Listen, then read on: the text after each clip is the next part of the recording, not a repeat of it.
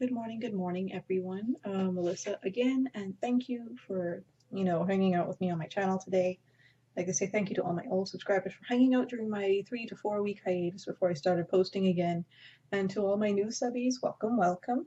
Um, had a couple of things I wanted to talk about as it pertains to, my hair since I've transitioned from traditional comb coil locks to micro locks. And it's just like a couple of things I've noticed since transitioning, and I guess my thoughts and feelings on the whole process since I've transitioned. Um, when I started my micro locks, I started on I think the 10th or the 11th of January this year of 2017, and I finished the whole process a month later on February 9th, about, I don't know, 6 o'clock in the evening or something like that. And the reason I chose that date as the start of this new lock journey was because that was literally the day when I finished the last 5 or 7 interlocks on my head. So yeah, that is the official start date for me for my journey, because I'm not going to start from the 11th of January because all of my locks weren't, installed yet.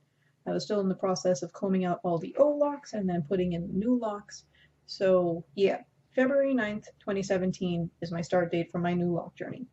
Um, it was a very long process. If you see in my previous video where I basically showed you how I combed out my comb coils and just kind of sectioned off the hair in the different parts, I don't have a specific grid. I pretty much just use the exact same parting that I had when I had my traditional locks, and I didn't really try to fix anything because then that would have meant I would have had to leave my natural hair loose in order to get very specific parting. And since the parting on my hair isn't too bad. I mean, it's not like clean parts or anything like that. My hair's a little bit frizzy since I've washed my hair the last time, so um, that's kind of been going on for a little while.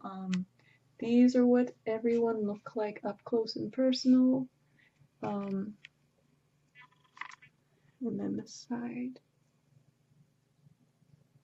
So everything's pretty much all done.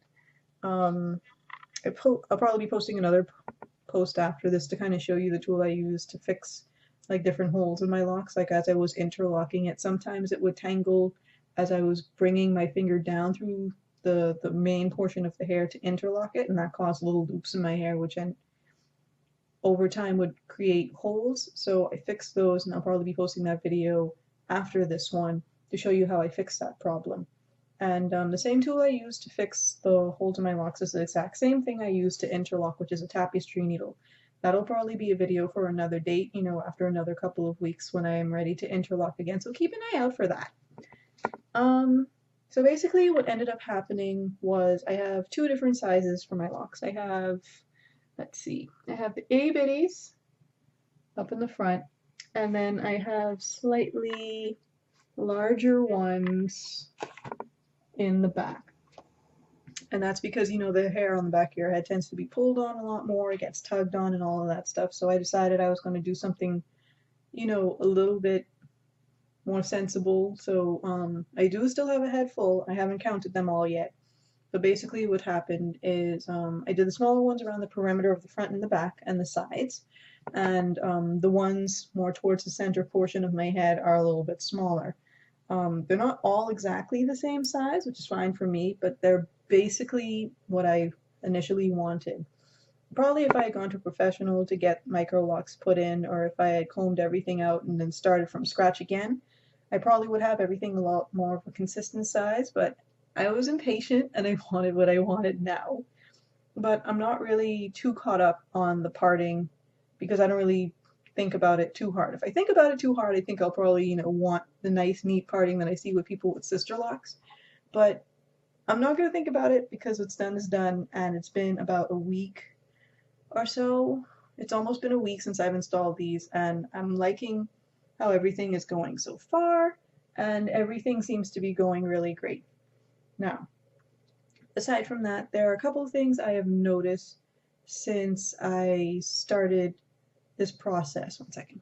Okay, So a couple things I've noticed since I started this whole interlocking process is that I guess from all of the combing and the tugging when it came to detangling my comb coils, my scalp was tender for the entirety of the time where I was combing out my hair and then putting in the new interlocks because my hair's not that used to being manipulated that often anymore, so it was really, really tender-headed, and it seemed to be, eased somewhat when I did my first wash after the final locks were installed. It kind of loosened things up a little bit, and if I look real close, you can see where the roots are kind of starting to swell up and stuff. And that really softened everything up and made it a lot more comfortable to wear these. So I think I'm probably going to be on a 4-week schedule for retightening unless I see that, it's not really working, and then I'll adjust as things go on.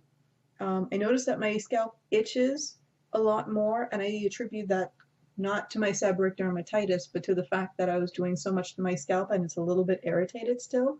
But it has eased somewhat over the last couple of days since I've finally installed everything. So hopefully as time goes on, that won't be an issue anymore. I've noticed that my hair feels a lot lighter since it doesn't have all of that shed hair in it from the comb coils anymore. And I have to tell you, it was at least, those bags that they give you to carry your groceries to the car, those plastic thank you bags, the big ones? Yeah. Well, not the big ones, the standard size ones they normally have at the store. I think I had about 5 or 6 of those filled with shed hair. It was ridiculous. I'm pretty sure if I kept all of it, I would have been able to make a cushion, but I felt kind of weird about having a hair-filled cushion. That felt a lot inappropriate, and I'm not going to get into that. But anyway, I also noticed that my hair feels a lot softer, like spongier, since it's not like the really dense, compact feeling I got when it came to my comb coil. Since I retwisted every week and stuff like that, I guess that made everything more compact and tighter so that it didn't feel quite as soft as some locks that I felt. Like my friend GT Alpha has really soft locks, but then she retwists I think every 3 to 4 weeks, so it's not quite as compact as mine were. Even though I used to retwist my hair lightly, her hair was still a lot softer in texture than mine. That could probably also be attributed to the fact that she had a different hair texture than mine. Who knows at this point, but I think those two things definitely kind of made the difference in that kind of respect. Aside from that, I'm really liking how everything's going. And let me do a quick 360 for you guys so you can see what everything looks like. So this is the front. My little antennae have been split into, I think, about 4 or 5 locks. I can't remember. I think they've become 2 on each side instead of 1 on each side. Yep, there they are. They're still really short, but they've gotten a lot longer, and I expect them to lock up with everything else as time goes on. And here's that 360. Okay, this is the front.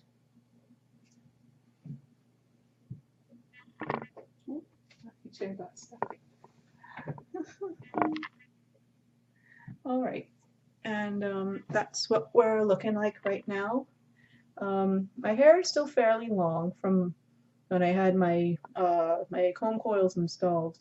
I think my comb coil stopped to about here, so that was about 2 inches of lost length, but you know what, that's fine. The way I plan to take care of my hair when it comes to shrinkage, because I want to kind of keep as much length as I can. I'm not really interested in going back to short hair after, taking 2 years to grow it to this length again when it came to shrinkage.